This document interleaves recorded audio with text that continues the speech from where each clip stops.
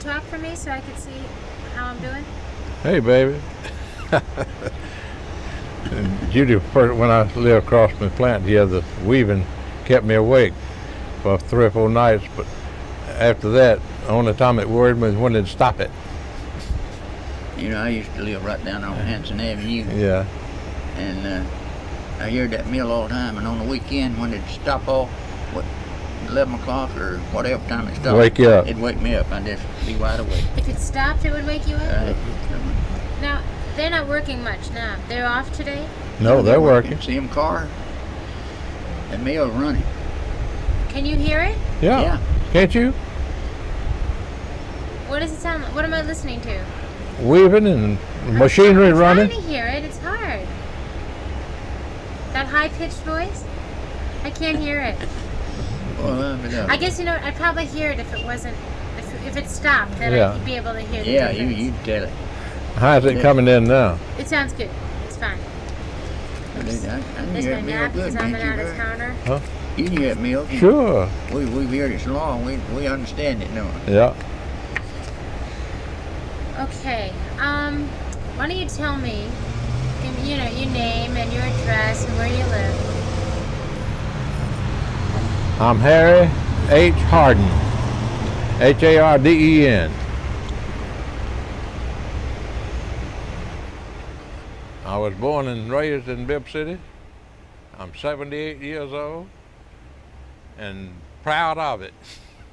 Now, what do you want to know? Let's start with when you started to work. Well, when I started to work, we worked 12-hour shifts. How old were you? I was 16. I run frames in the carding department. I run 2 jobs, 60 hours a week for $6. Roosevelt went in office. He cut my job half in 2. He raised my pay from $6 to $12 a week and cut my hours from 60 to 40. And they had a nationwide strike. Now, what happened? Can you tell me a little bit about when they brought the NRA into... When Roosevelt went in office is when they brought, that's when they raised our wages and cut our hours. How did they present that to the people in Bibb City?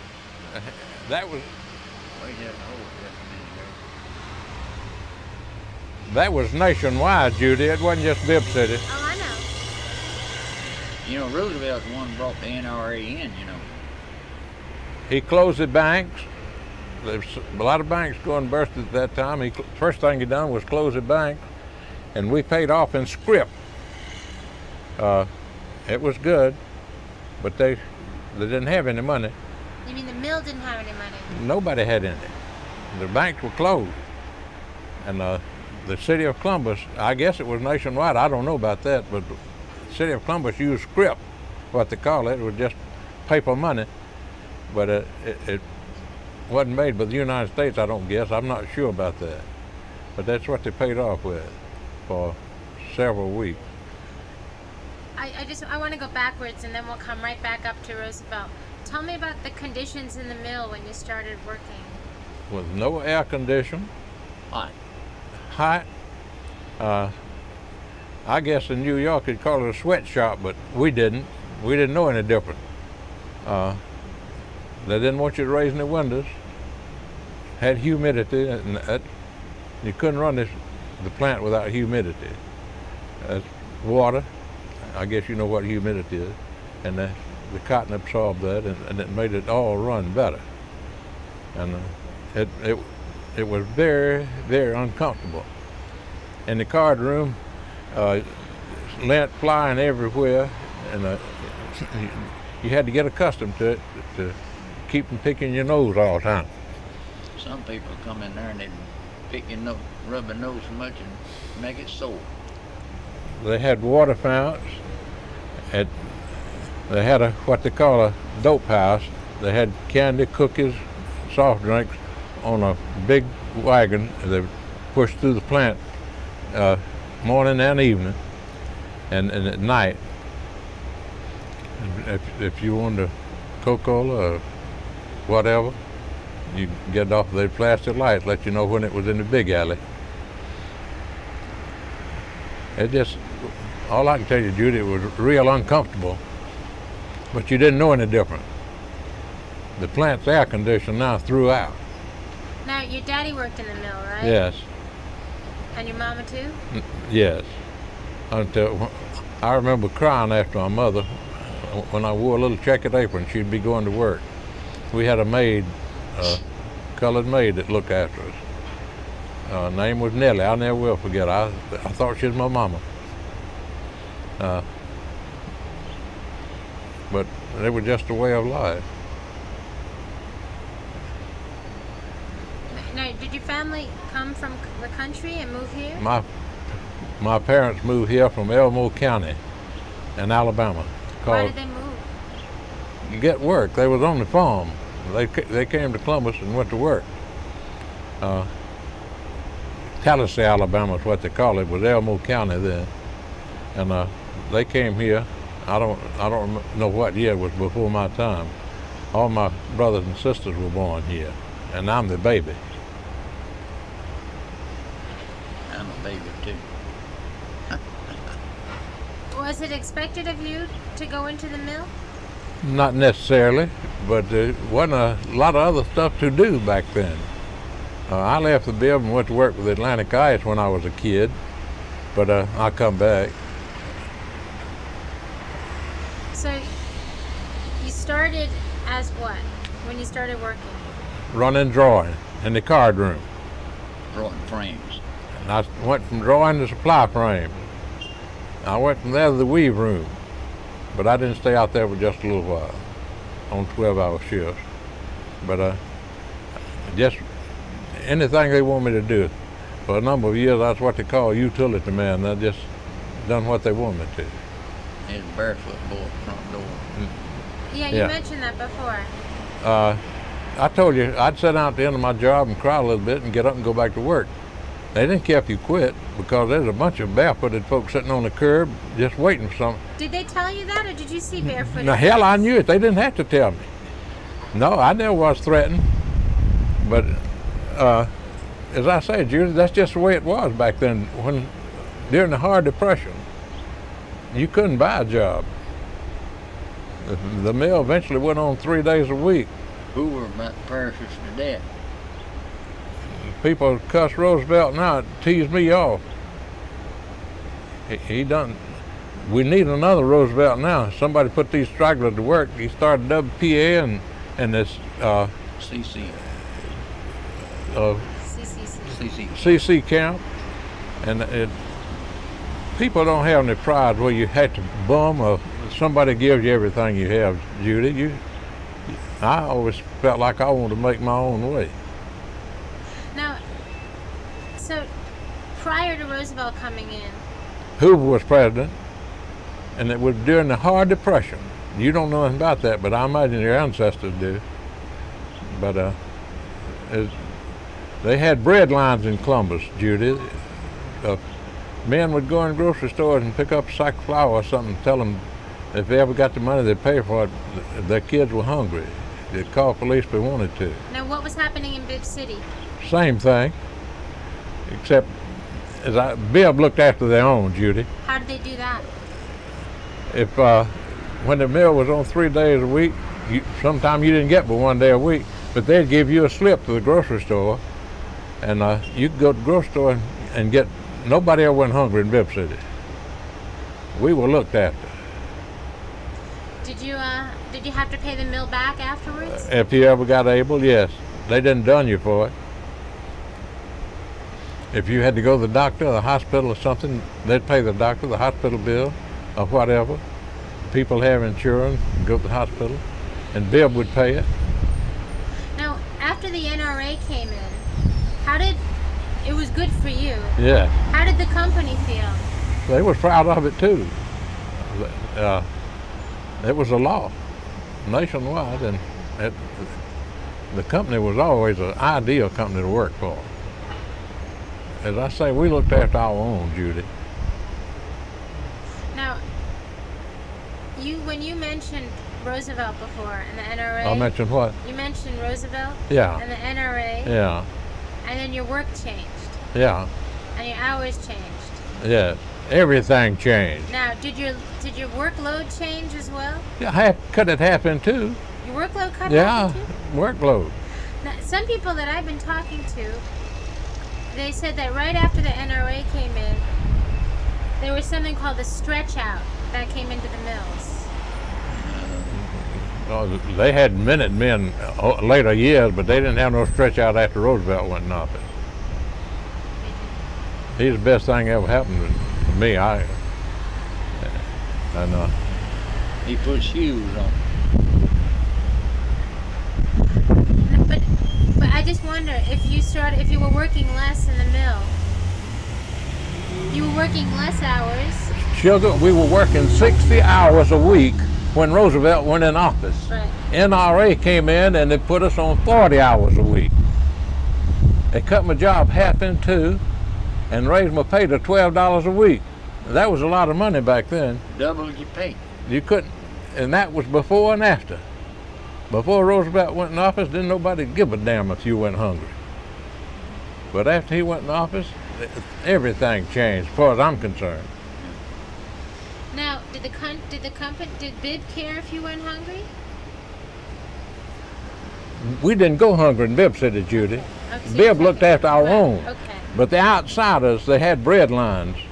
3 or 4 different places I know. Soup wagon run up here for. But nobody with Bibb had to go hungry. Even before Roosevelt?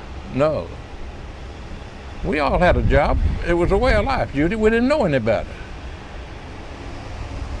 And I'll tell you something else. Nobody said anything about let's strike or organize either. Not around here. Not, period. When they were working 12-hour shifts, 6 hours a week. But when things got better, they started, I don't know, they just wasn't satisfied. That's the way it is. It's a bunch of radicals. They wanted to, the more you do for them, the more they want. Could you move it a little closer so I'll pick up your voice then? So when you were telling me before about the NRA and your higher wages, you linked up the strike immediately. You brought up the strike before. Yeah, 1934. What happened? It had a nationwide strike. The whole country, Judy. Yeah, I know about that. Well, that's what I'm talking about. But outsiders shut Bibb down. Some of these other mills in Columbus. They were. We wouldn't have had any problem, period, if it hadn't been for the outsiders. Do you know where the outsiders came from? All over Columbus and half of Alabama. Were they textile workers? And all kind of workers. It wasn't just textile, but most of them were. But it just everybody struck. Employees down at Eagle and Phoenix, I think they're the worst ones that done it, wasn't they? Yeah. Eagle and Phoenix and Old Swift and all them, they came up and gonna shut the Bibb down, and they did. But now, did any of the people here in Bibb want to join a union? No. It wasn't enough to make any difference anyway. That mill's never been union. These other mills down there, Fieldcrest and all them, they're union now. But they're not. Bibb never been a union. As I say, Judy, we were reasonably happy. When we were working 60 hours a week, that was a way of life. My dad did it, and all the kids come up under him did it. We didn't. As I say, we didn't know any better. We wasn't happy about working 60 hours, but everybody else was doing it. Now, when the strike came, what happened to your job? Where were you? What was going on with you? I didn't strike. I stayed on. They didn't run me off. So you stayed working? Yeah. The whole time? Oh, this wind is terrible. Shoot. They put on some extra police to look after the village, keep these outsiders from tearing it up or burning it up. And I worked out in the village for 5 or 6 weeks. As a deputy? Yeah. But when that was over, I went back inside. What did you have to do as a deputy? Just police. When I started working there in September the 19th, 1934, well, they'd called the National Guards in here and they had them standing on every corner. And you went anywhere, you had to stop. You know what? Wait, let's... I want to explain that. Okay, so you were telling me about you came in on September 19th, That's when 1934. I was 16 years old, went to work. How did you get your job during the strike? Well, I had a brother that worked in there, and he got me in. And he was working on this truck, and that's when I went to work. And I worked there till I retired. Did they interview you during that strike? Oh, yeah. Judy, they didn't have a personnel office. The foreman inside the plant could hire you. Hey, you see that little building up on top of the hill? A little bit, yeah. Up on top. That's where I went in there and gave them women my name and social security number and all the information that they needed. And that was a personnel office as far as I was That concerned was then. what they call a big office. That's Yeah. the superintendent and the timekeepers. And I went to work there September 19th, 1934, and I worked there till April of 1980. April the 15th of 1980. From 34 to 1980, April. Now, was there a lot of violence going on here? During the strike, Yeah. I think some of them, they took after some of them to come out the mill like a dog run the rabbit. Chasing them, trying to catch them. They're going to whoop them. It's a mess. I stood on the front porch in some of the houses with my pistol in my hand, keep them out. Did you have to use it? No, never used it. Now, you told me about machine guns before. Up on the front of the mills, yeah, they had machine guns, National Guard. They meant business, and people went back to work. How soon did they go back to work after Talmadge sent in the guard? Immediately. They didn't want to strike. Now, did people stop working? Why did people stop working here at the factory? Why did they quit what? Why did they walk out?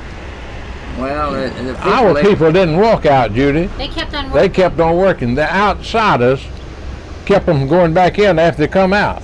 So they came out from one shift. That's right, and that they wasn't able to go for the next one. but while his ill struck, well, it was one that hadn't got me and my brother, and I had two sisters. We was working in there, and we'd walk around and come in the north gate, and we'd come in out that way. Might say slipping in to work. We worked while it struck. National Guard opened it up. Yeah. As I say, Bibb folks didn't want to strike. I bet there wasn't a dozen people in Bibb City that would have quit work. Were there some that did? Beg pardon? Were there some that did want to They join were up? a few that did, didn't they, Harry? Very few.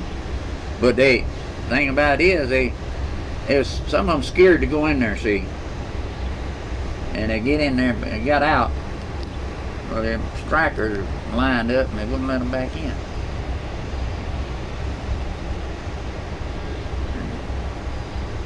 It's a mess. All uncalled for. I never, Didn't help things a bit. I never knew what they struck for. Didn't they say? Did they hand out literature or try and explain it? I don't remember any literature. Now they They had some later on.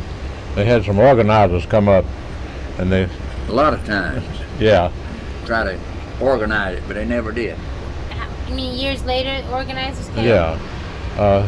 One time they never brought the literature but once. This was after 34, and the employees whipped them, Literally? burnt their literature, a hat, and run them out of Bibb City. Yeah, that's right. And they filed a suit against the ones that done it, and they couldn't even identify them, so they had to throw it out of court. They didn't come back. and they hadn't been back since.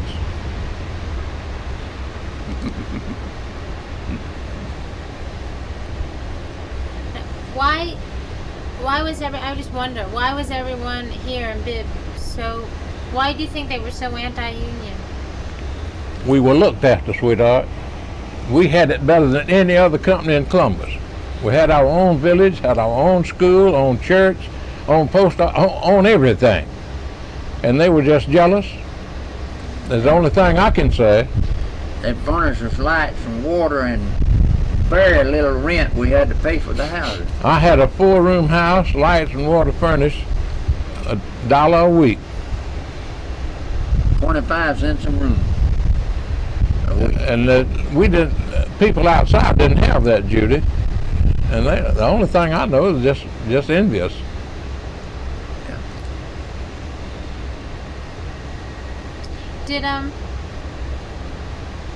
Did they made it possible for people to go to work during the strike, or people stayed home until the violence was over? They made it possible for them to go to work. There wasn't nobody loafing in Bibb City. They had blockades at Bibb City on all entrances, and you had to have a reason to get into Bibb City. I just want to say, them National Guards down there, and you had to explain to them and make them believe where you want to go and what for. I've seen footage of the strike. You what? I've seen movies Yeah. of the strike. I've seen people using tear gas. We never used the tear gas. And I've seen people being deputized on the streets and stuff in front of like the police department. Yeah. Well, we had 10 or 12 extra police during the strike. Had a bunch of you know, Walt Harrell, and a bunch of you. Henry Williams, Yeah, Buster bunch Davidson. Did they actually give a ceremony to deputize you? Yeah. Where'd they do it? Beg pardon? Where'd they take you to do it? I'm still deputized.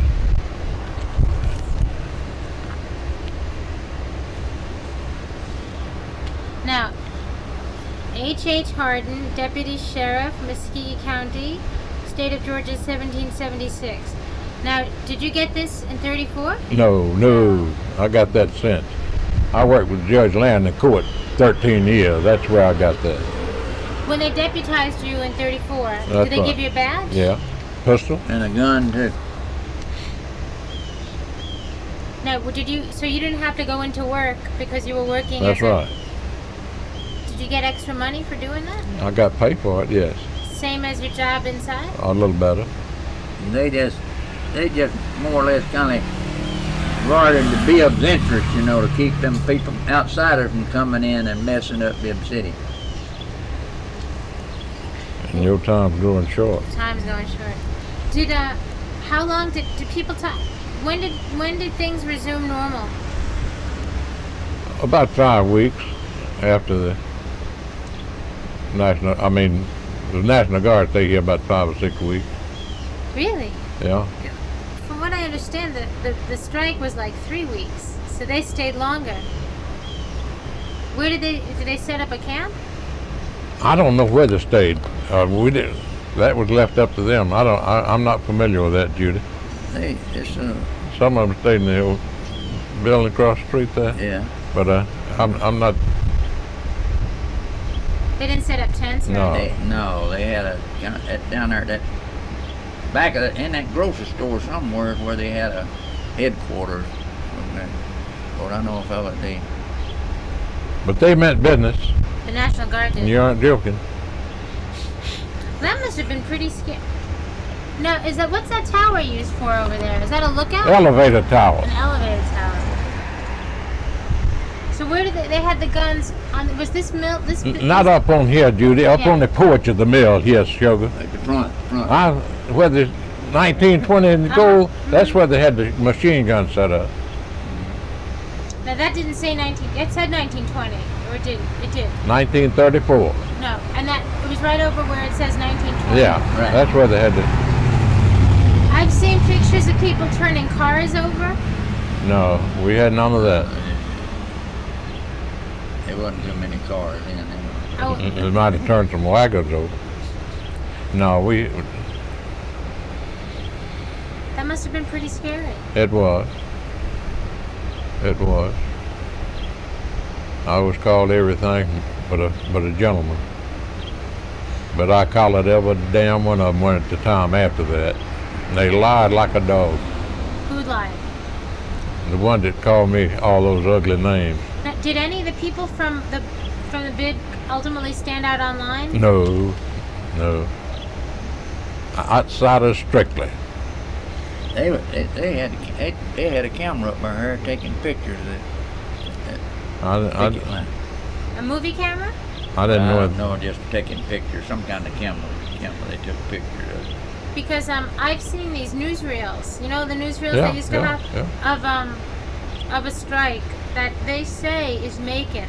But I showed it to somebody in Macon, and he said that's Pippin in Columbus. Well, they struck, as I say, nationwide. It wasn't just Bibb City. It was Macon. The Bibb was a big organization. They had mills in Macon, Porterdale, Versailles. They had about 19 mills. Something like that.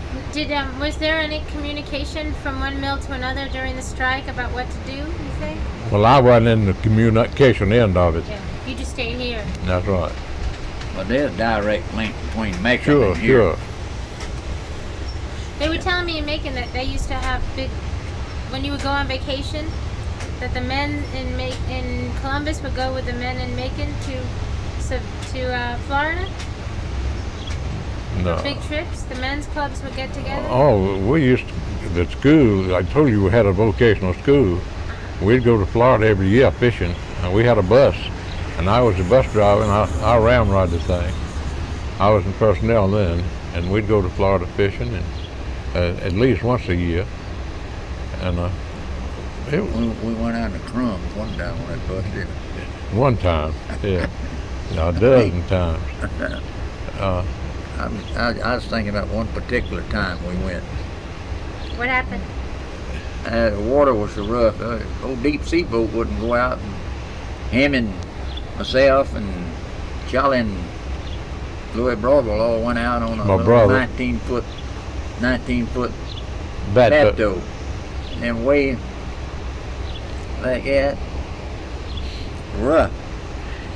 I want to be on land. I had to bring him and my brother back. We went on back and went fishing. Do you have to go? Am I keeping you? No, I got 10 more minutes. You have 2 watches on. Yeah. This is just half watch here. My daughter in San Juan, Puerto Rico, she sent me that for my birthday. Yeah. And said, I'll send you the other half Christmas. But this one's automatic, Judy, and if I lay it up, it stops. But that's the reason I wear it. Oh, that's funny. That's funny. That's a conversation piece. She's really going to send you the other half? No. No, that's the whole watch. Oh, gee, I'm so gullible. It certainly is the whole watch. Some folks in Macon told me that there were some people who had gone out on strike from the bib there. Yeah. And that they had to leave. They couldn't live in the city anymore. They had to leave.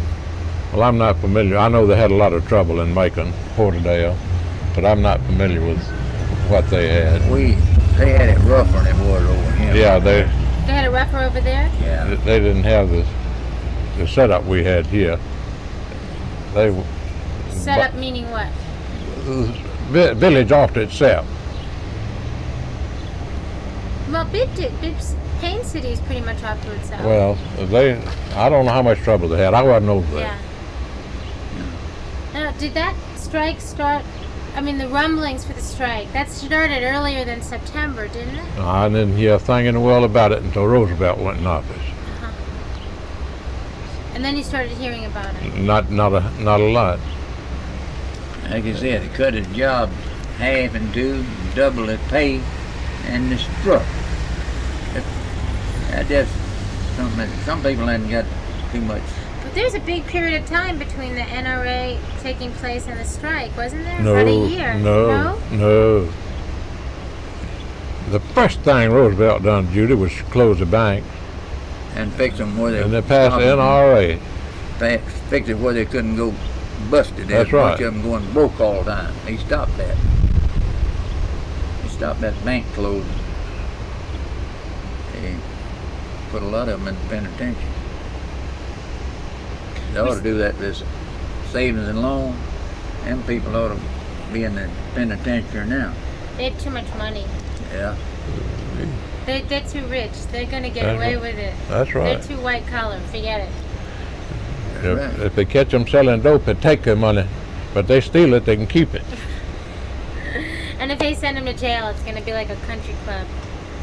What do people think about Gene Talmadge around here? Loved him. And Herman, they thought a lot of Herman Talmadge's son. And they got screwed up with his wife, and all this bad publicity come out. He was governor and then went on to be senator. Yeah, yeah. Did Gene ever come down here to talk? No, I never saw Gene. But he was a little man. He carried a big stick. And he wore red suspenders, right? Did he was on the radio a lot? I don't remember hearing it. We didn't have no radios to listen to. You didn't have a radio? Oh yeah, I had a radio. Did you listen? But I never did listen to Gene. Did you listen to Roosevelt? No. Yeah. Yeah. I'd love to hear him talk. You know the reason he wore red suspenders? Who? Gene Talmadge? Gene Talmadge. Why? Hold up his pants. They needed to be red, right? Yeah. They wouldn't have held up if they weren't red. Oh. Huh. That was just his idea. That was, well, they're in the museum now. Did you know that? No, I didn't know His that. red suspenders are in the Columbus Museum. Well, good. You know, there's a textile exhibit at the Columbus Museum. Now, I've had a couple of girls, like I said, Columbus College, and they'd ride them around and tell them the things I've told you, but they were going to send me a copy of it, but I never have heard anything out of it. Okay, well, what we're doing, I'll tell you. I mean, I'll be glad to send you a copy of this, but we're not writing a book. What we're doing is making a movie about the textile industry, and then the NRA, and then the Southwide General Strike, and all that commotion. And we're talking to people that worked in the mills who can talk about their experiences. We're talking to managers, we're talking to mill owners, we're talking to textile workers, we're talking to people that worked for years, who started when you started and earlier, and retired. Well, I don't know anything about the others, Judy, but Bill promoted from within. You went on a menial job. You didn't have to keep it if you didn't want to. They had the schools, and if you wanted to better yourself, you could do it. I started off running frames, wound up in the personnel office, and it don't get much better job than that. And after I retired in personnel, they asked me about taking the chief police job out here. I told them I'd take it for 2 or 3 years. You know, I'd been there about a couple of years working, and off and on I went to school as long as I stayed there. Well, I told you that I went to school a hell of a long time after. They have some kind of school. They sent me to Macon. I stayed a week one time, and there's some you know, to refresh your memory. I've heard a term that's rather mean and derogatory. It's all about attitudes, you know, class attitudes. What do you think about the term linthead? The who? Linthead. Linthead. Linthead. You don't understand my English. Linthead. I never. Did you ever hear that before? No. No. Really? Really. Linthead.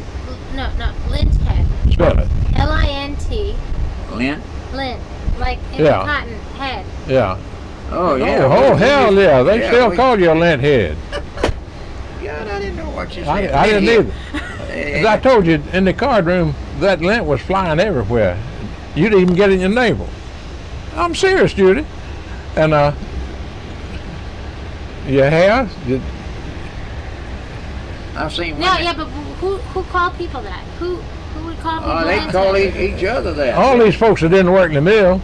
Them lint head. That's a lint head. What do you think about that? Oh, I didn't care. It was the truth. Back then, the cotton mill people wasn't talking too much of. And I've seen women with hair like yours come out there, and you could see the cotton all in it. And I hear people, I hadn't heard them recently, talking about textile workers. We had some just as good of people in textiles as it did anywhere. They got some sorry bested everywhere, Judy. It ain't just textiles. But now, man, if I'd ever made the money they making now, I'd thought I was rich. Those textile workers. Yeah. They make good money now. $300 and $400 and $500 a week. Was the wage always low for cotton workers? Yeah, they got credit for it anyway, and I had to go along with it. Yeah, it was low. But it got it. But I guess if you hadn't lived in Bibb City, then that wage would have been all different, wouldn't it? No, the wages wouldn't have been different. But if I hadn't lived in Bibb City, I wouldn't have. I'd been like these outsiders. I imagine I would have helped these people shut it down.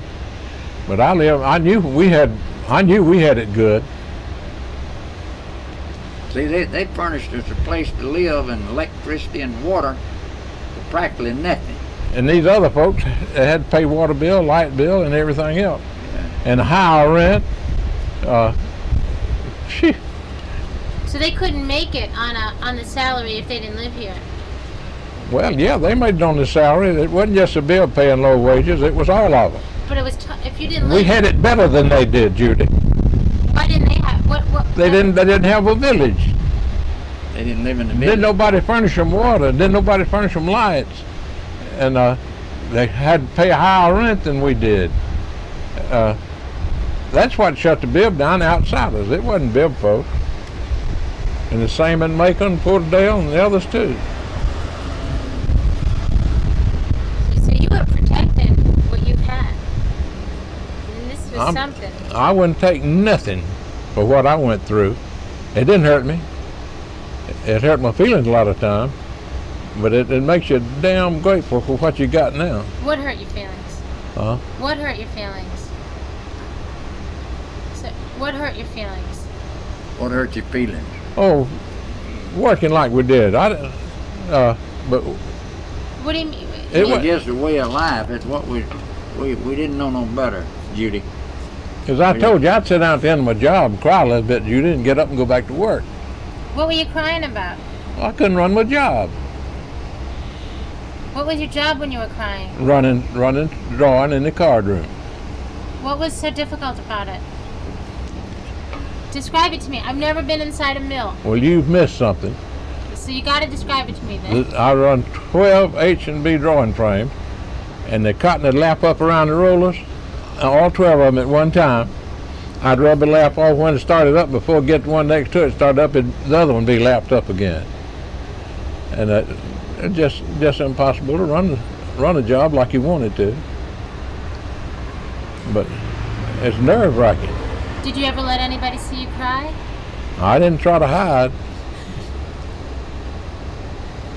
Would you let the your overseers see you cry? No, he didn't care either.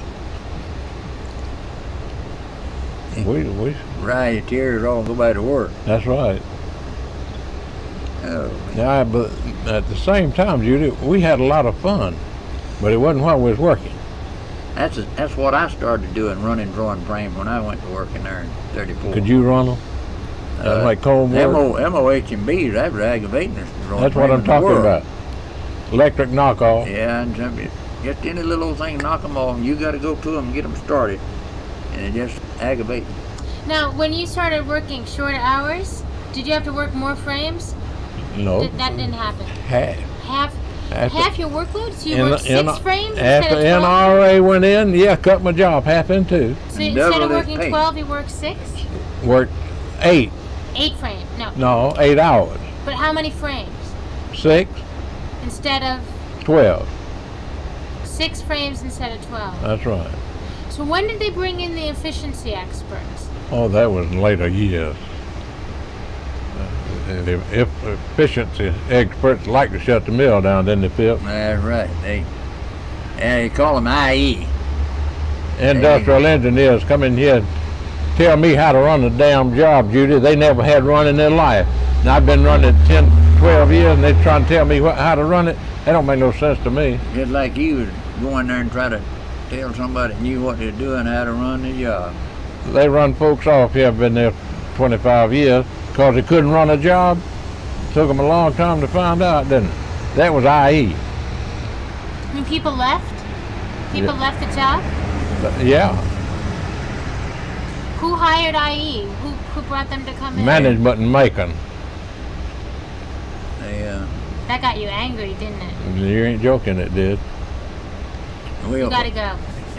Well, you and Mr. Pippin can talk, yeah, Judy. we will. Well, listen, let me ask you something. I might be coming back in a couple of weeks with some other people that I work with. And we'll have a camera with us and all. Would you be willing to talk to us again? I'll think about it. Okay. Pleasure to talk to you, Mr. Harden. I wish I didn't have to go around about so much, but when you get my age, your memory's not as good as your memory's fantastic. Please don't ever say that again. And if you, at least not in my presence, your memory's just fine. Thank you. You're welcome. Appreciate it. He'll fit you in on a heap of stuff, Judy. I like you too. I used to like you, Pip. You are beautiful friends. I have my camera in my car, and I'd love to take a picture of the two of you. But are you going to be together later on over at the clothing store? Tomorrow. Not today? Not today. You're not going back there? No. All right. I got work to do at home, Judy. I had to cut grass. I had a tree to fall. I had to cut it up. Okay. I got to move it now. Okay. But oh, listen, I don't have your address. 3010 Yeah? VULTEE. 3010 VULTEE Drive. Voltee Drive. Okay. 31909. 31909. Okay. 323-9330. 323-9330. I'm going to call you again. Okay. Thank you. You're welcome. Okay. Pip, I'll see you tomorrow. Okay, Harry.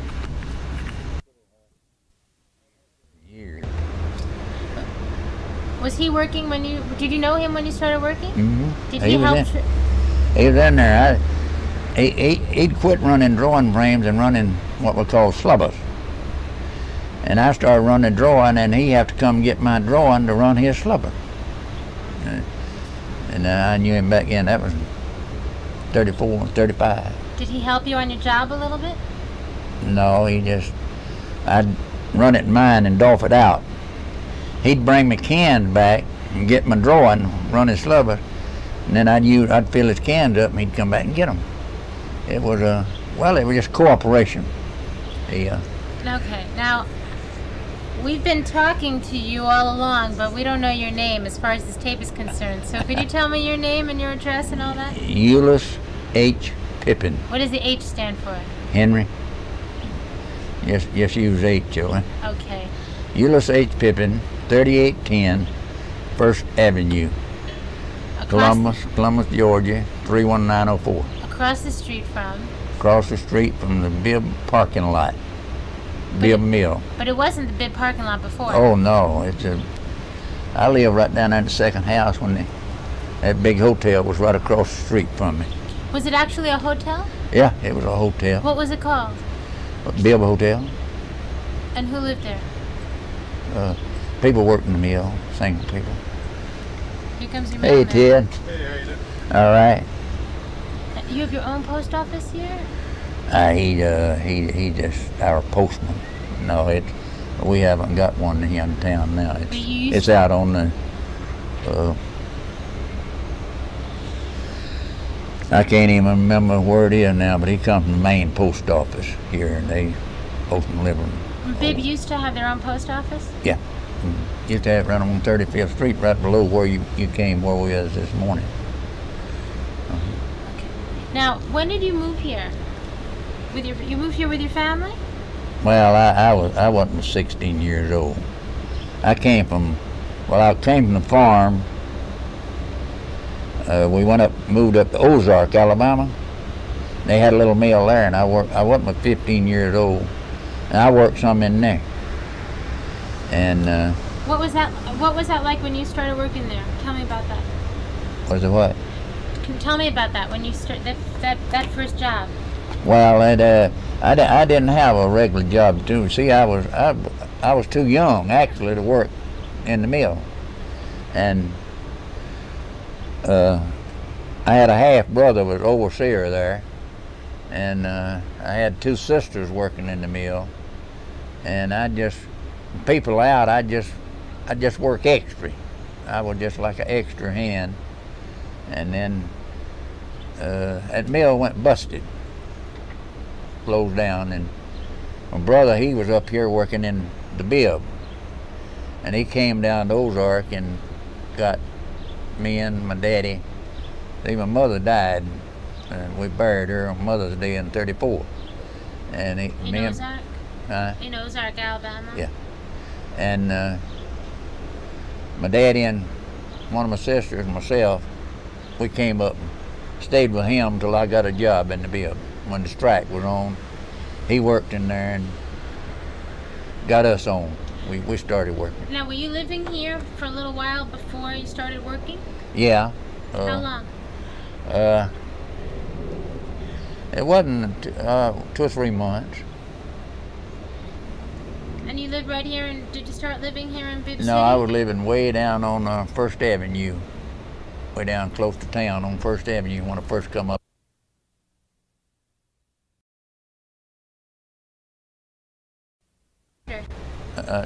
25 cents was as big as a hubcap on a car then, and what I mean, the money was scarce.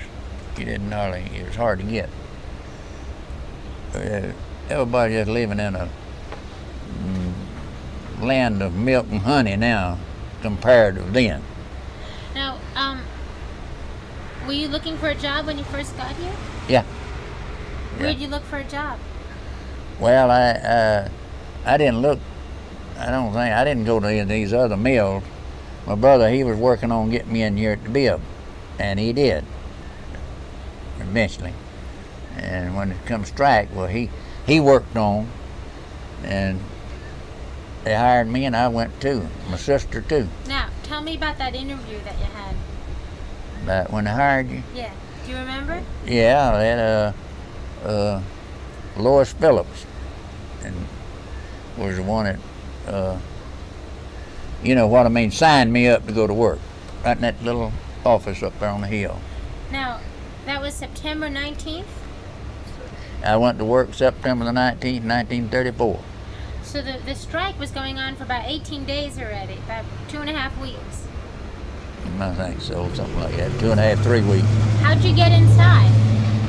Well, that's where I told you about them National Guards standing on every corner, and you had to explain to them where you was going. So what'd you tell them? We had to go up into the, you know, we told you about that clinic up there in the pool and all in that building.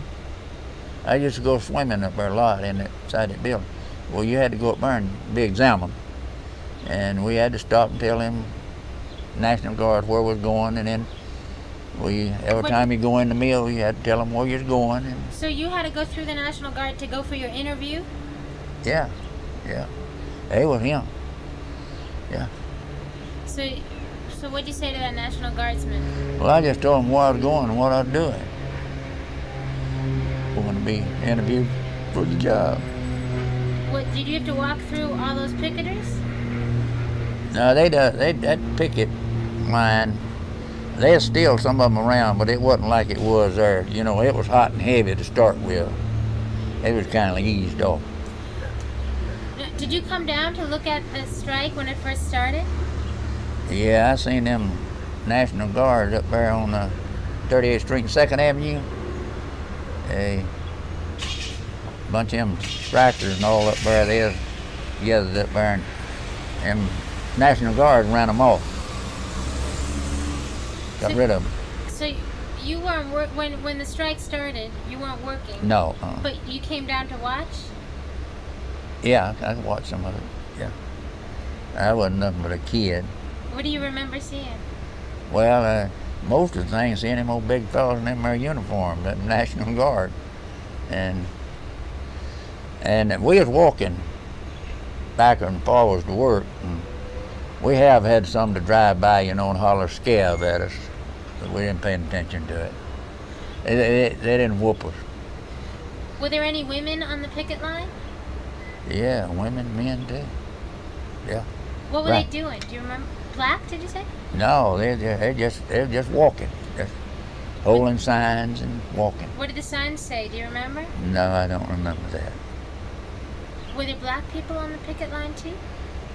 Huh? Were there black people picketing also? No, I don't think it was. They wasn't. That card room in there where I worked, 1934, there wasn't but 2 or 3 colored people worked in there. What'd they do? They swept the floor and cleaned out the restrooms and such as that. They didn't. You know how it was back then. Of course, you've heard, I know. They just didn't. But when I left from there, there's 80% of them colored people in that mill now. There's about 75-80% color in that mill right now. They make good money. I've seen a lot of colored fixers check for over $400, between $400 and $500. Of course, they make some overtime with it. And they pay more taxes than you did back then. Huh? They pay more taxes than you did back then. Colored people? Taxes. Who paid more? I'm saying now they make more, but they pay a lot more taxes. Oh yeah, that's right. We didn't have to. There's very little. We didn't have to pay much taxes in because back when I started, we didn't make very much. How much did you make when you started working? Well, when I got married, I was making about $10 or $12 a week. And when did you get married?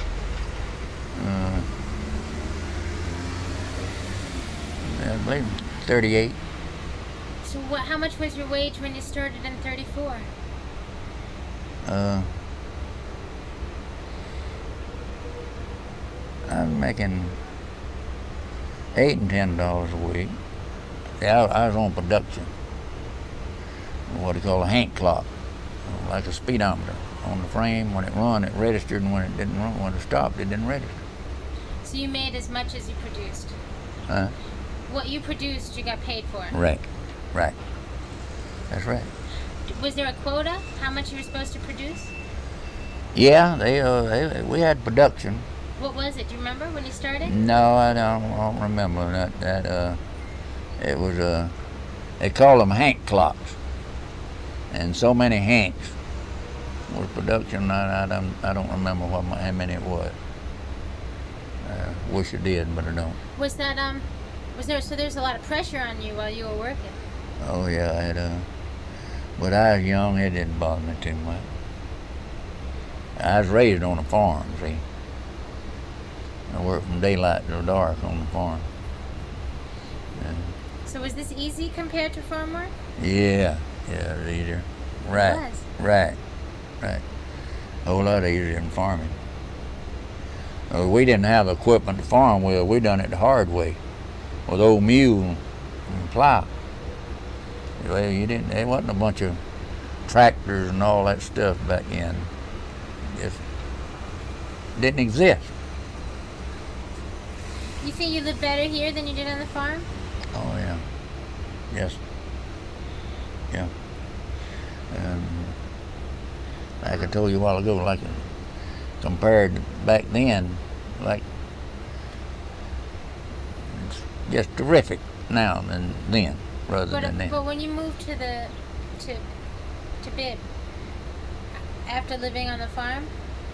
Well, I came to Ozark and worked around there just a little bit before it, and then I came on up here. Was this better than Ozarks? Bibb? Yeah, it was something better. That was a little old bitty baby mill down there. That Bibb company is always nice to me. Like I said a while ago, I started about. Do you know when R.C. Cola come out? No, sir, I don't. You want me to tell you? Sure. 1936. You know when Social Security started? When? Roosevelt signed it in law sometime in 1935, in the winter of 35. You sign up? Oh yeah. We didn't have a choice. They just brought your card around, you signed it. I thought for a long time everybody had paid Social Security, but come to find out, there's a lot of people don't belong to it. Postmen don't belong to it. They have their own individual retirement. Did you get one of these blue books that he told me about? Yeah, I got a lot of books. What's a blue book?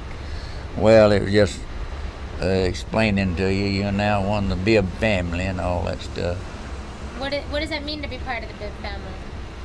Well, they kind of tried to look after us, but it changed. They don't do that now. What I mean, that I came out and, well, I actually came out in the last part of '79, but see, I was in supervision then. I was when you retired, you were in supervision? Supervision, yeah. I went in supervision in I believe it was the latter part of 1943. And I stayed in supervision until I retired. And like I said, I went to school near about the whole years that I was working at the Bibb. They had some kind of school you go to.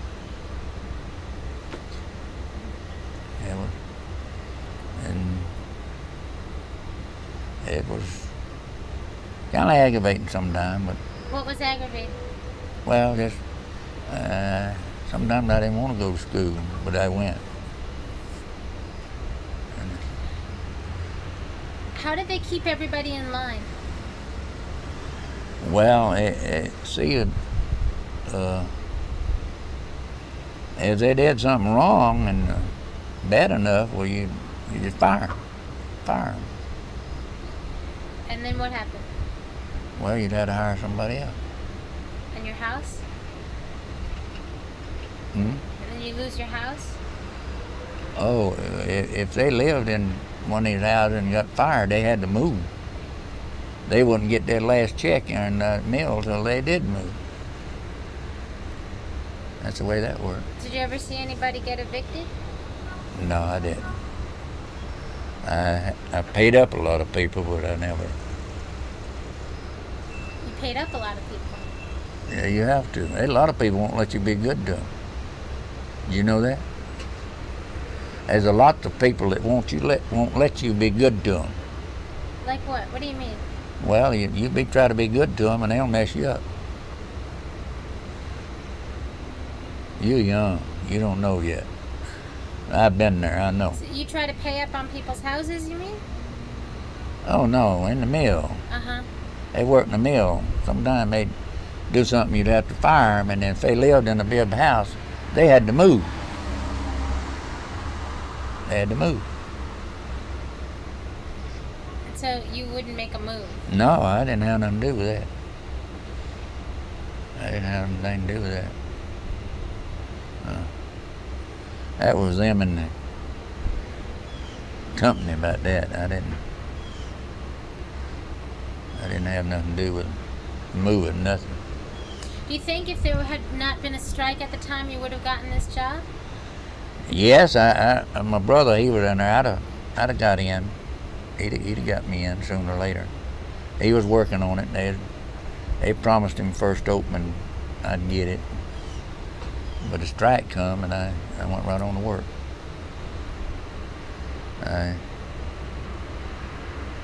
I'm like Harry said it was.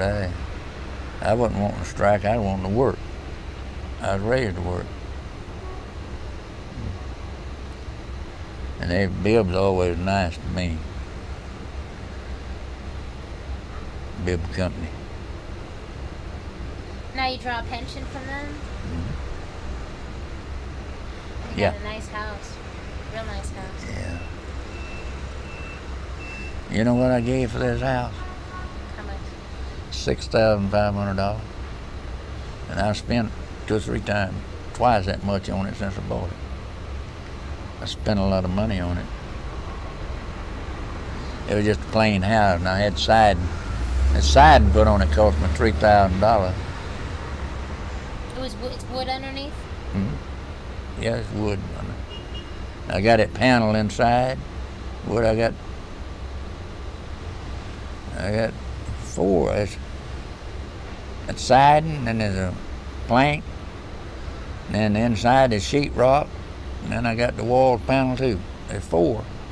4 walls there to get through. That to keep me warm and cool. When it started out, it was just 1 wall? Yeah, well, there's two. I've added 2. During the strike, well, you worked the whole time, so it didn't affect you in terms of money.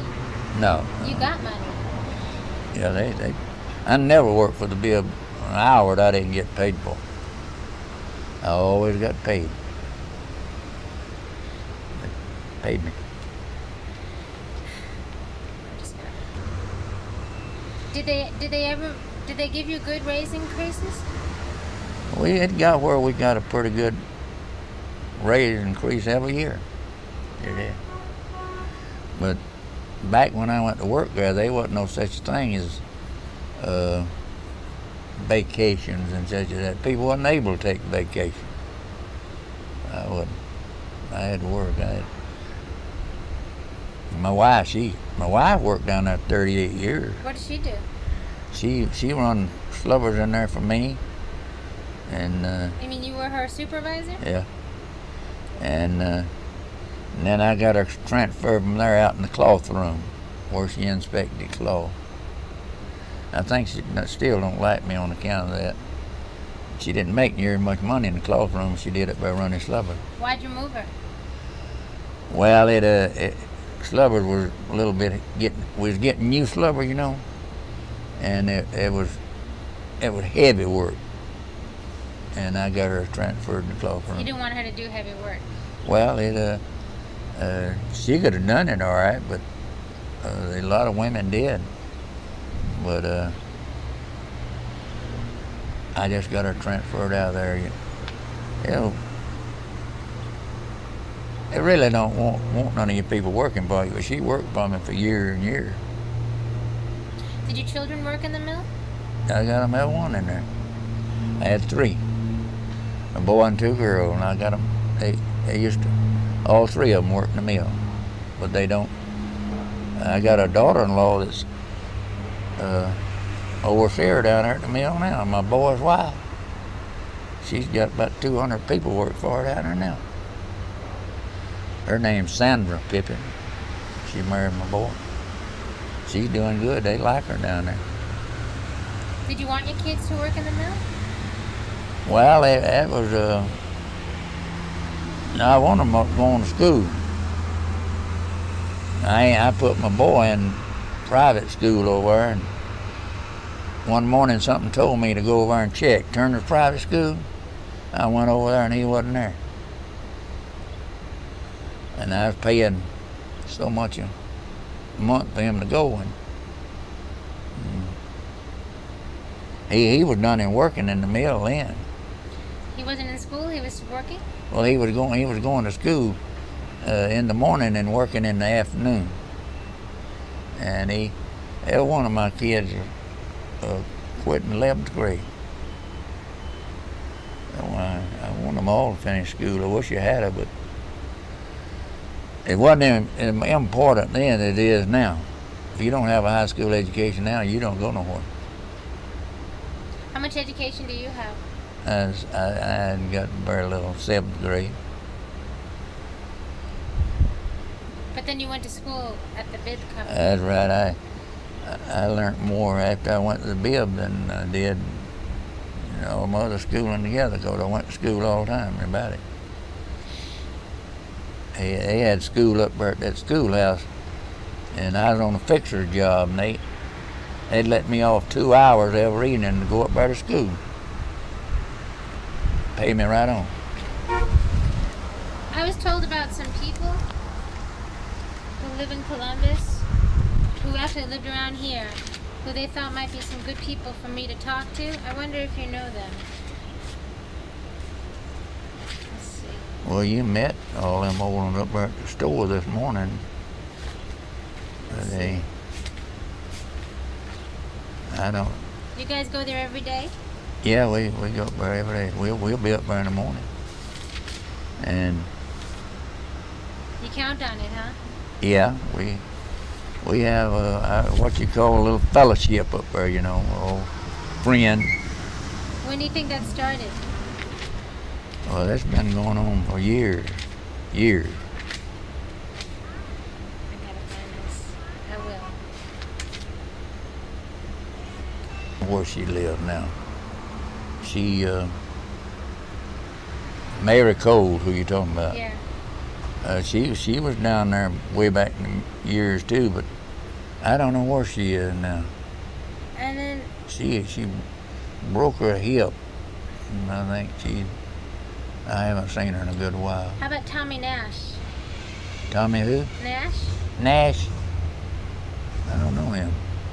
And then there's this guy named Sam. Sam. Sam C. Last name starts with C. Sam. I don't know him. Sam C? Yeah. S-double-E? No, his last name starts with a C. Sam C. Well, hey, way back yonder when I was running frames in there was a Sam Cotton. Maybe that's his name. Yeah, but he, Older than you? I imagine he's dead now. Did people used to sit around on these porches and take out their banjos and stuff like that and sing? No, not since I've been here. They don't.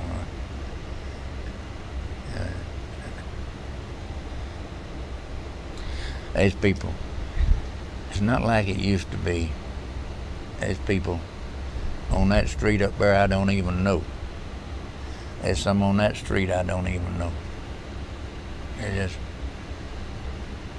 And it used to be? It used to be everybody knew everybody. But it's not like that now. It's changed. Not for the better neither. Just, I always like to be friendly with people if I can. You ever do? Now, when did this mill start going so slow? And when did they go on halftime? Knocking people off their job? You mean, well, Thomas Foley bought this mill. Let's see, he's had it.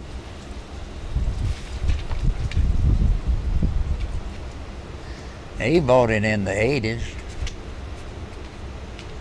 And he bought all the big mills.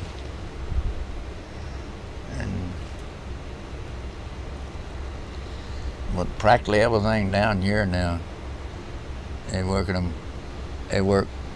3 12-hour shifts, and then they work. I couldn't even tell you when shift change time is down there now. They work 3 shifts, 12 hours, and then they work a 6-hour shift, and that's it for a week. But you take a person with a little age on her, Judy, and they work 8 hours. If they really had to work, they've had it. They need to rest. 12 hours is too long. I know it. So what is that doing to the workforce? Well, they get new machinery and all and keep cutting them down. They just got rid of about 200 down there, supervisor and help too, everything. Where'd they all go? Some of them was old where they could retire. Some of them wasn't. I know one supervisor down there is 57 years old and they let him go.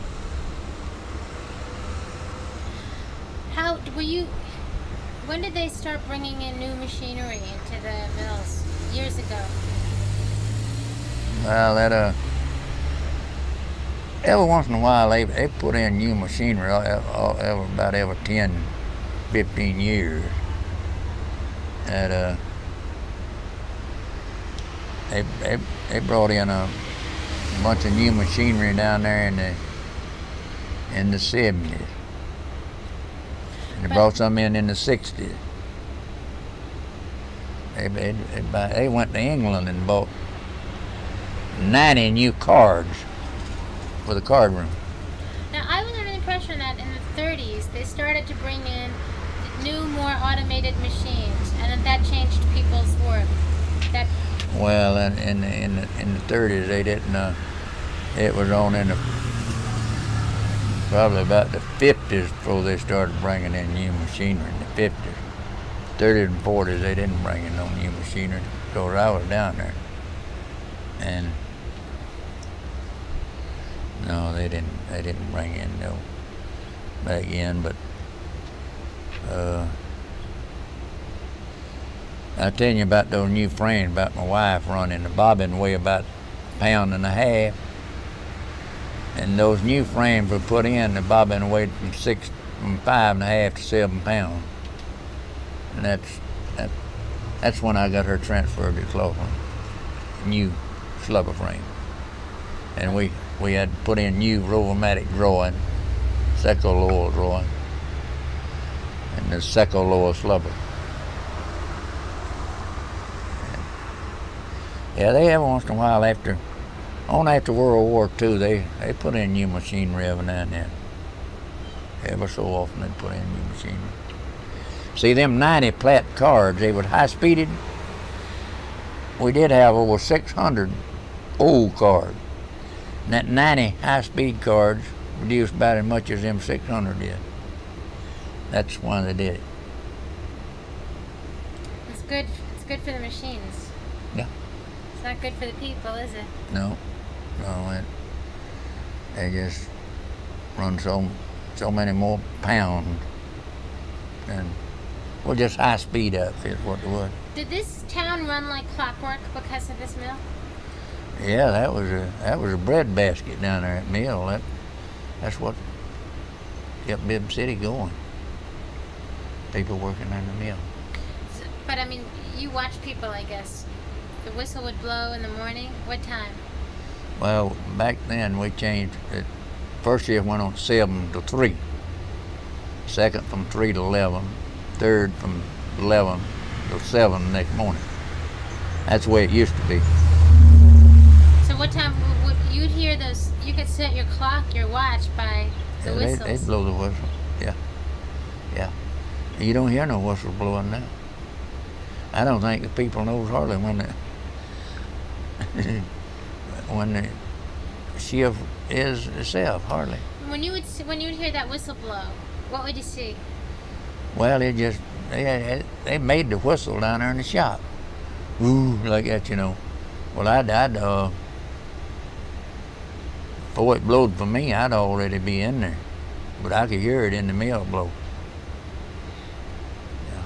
And if you were on your porch? Yeah. And the whistle blew, what'd you see? Well, you'd see some people going in and a lot of them coming out. Did they come out with their work clothes, with their aprons on? And a lot of them did. A lot of them changed clothes. Yeah. But everybody that lived here, they worked the cotton mill. Right. That's all it was. Mill people. Well, we'd like to come back in a couple of weeks, I think. And maybe we can talk to you again? Well, I'm in a hurry. Let us think about it, yeah? Okay. Okay. All right. It's nice talking to you. It certainly is. Before you lived in this house, where'd you live? Second house right there. And before there? Down on Hanson Avenue. Ain't no houses down there now. Is that by the water? By the river? No, it's, when we went around, yeah. When we went down there just below these cars, there was houses there. I lived there first. Then I moved up there in 58, then I moved up here. And I've been living here ever since. I was living here when they sold the house and I bought it. Did a lot of people buy the houses then? Yeah, a lot of them. Lots of them. You're about all of them. Things changed then. And a lot of them done sold them. Yeah. And a lot of people, that second house next to that one right there, there's two old ladies live there and they bought it and they done both dead. So who's in the house now?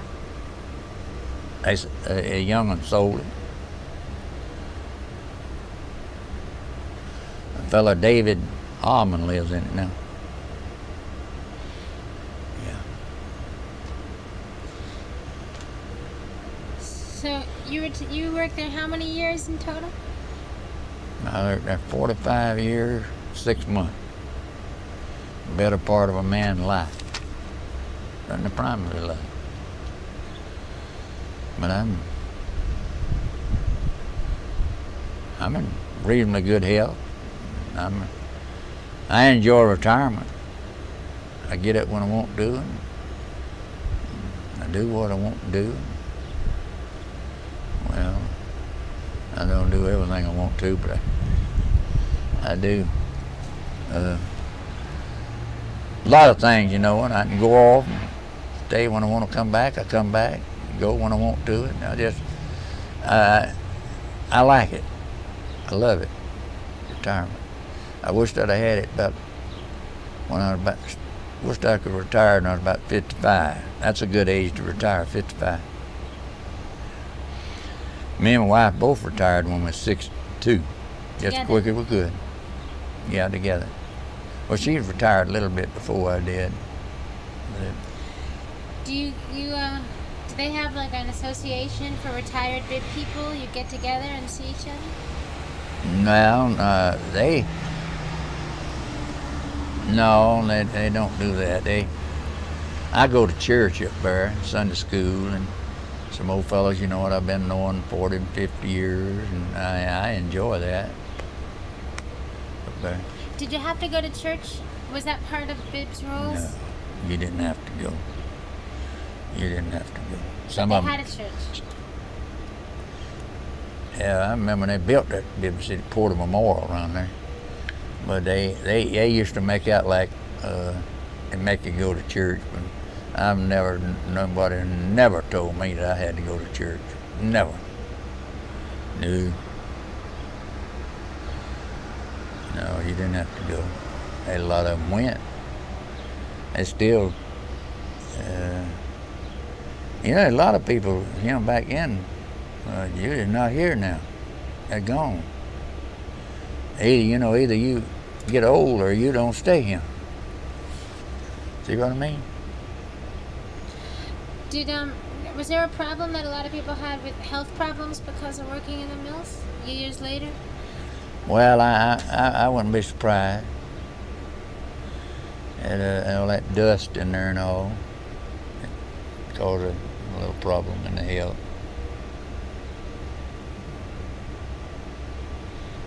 And I know some of them may.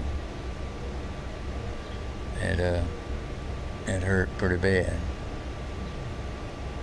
Not too many.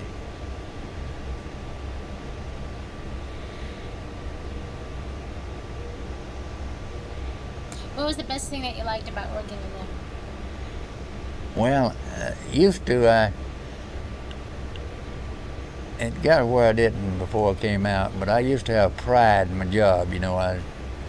I was young and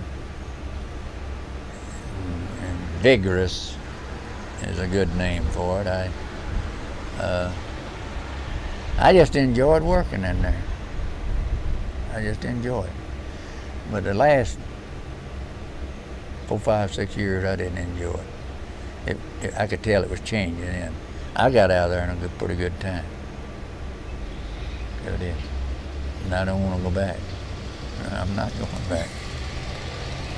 It's a good thing you don't have to, isn't it? That's true. Well, listen, thank you very, very, very much. Well, enjoy it, Any way we can help you, we'll, hurry, help you. Okay. Go well.